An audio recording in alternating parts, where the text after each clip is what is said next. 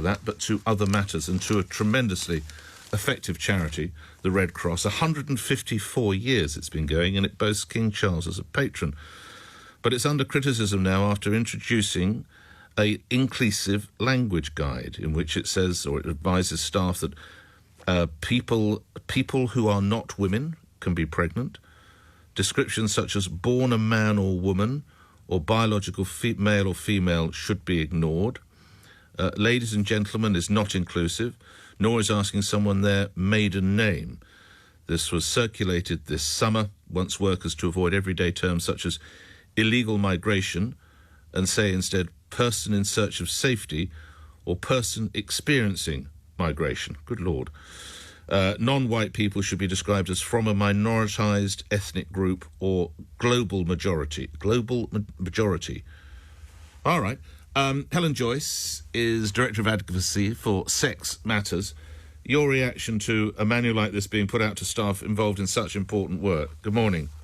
Good morning, and I completely agree with you. The British Red Cross is an amazing charity that does incredible work.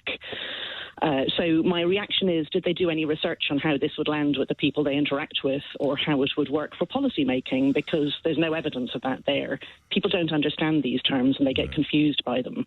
And that's more important than, thinking about the perhaps oversensitive feelings of quite a small number of people who've been educated in this sort of new language. What matters is the people in difficult situations that they help.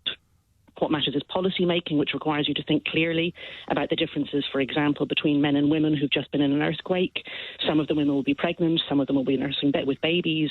You need to think clearly, and for that you need to speak clearly, and you need to help people. That requires you to communicate clearly.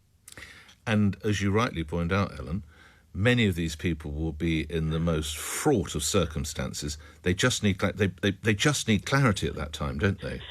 Exactly. I mean, your tone of voice was very indicative when you were reading out some of those. You were like, good Lord, I don't even know what that means. No. Imagine you've just seen your house collapse, or you don't know that your child has been washed away by a flood or something like that, and somebody's trying to tiptoe around very obvious things like that you happen to be a pregnant woman or something like that. Yep. It's really about communication and about policy making, and I really think they're putting the wrong thing at the centre here. Always a charity needs to think about its charitable object, and that's the people it needs to help. Helen, lastly, why do organisations, great organisations such as, why do they get hung up like this? I think that young staff have been taught that this language is absolutely essential at university, and they come in, and probably with good intentions, they tell older staff that they are backward and uninclusive and that this is harmful.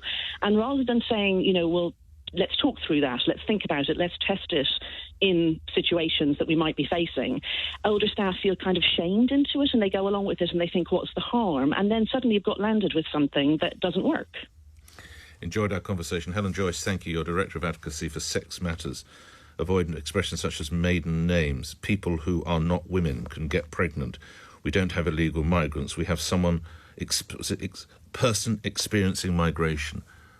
This is lunacy, isn't it?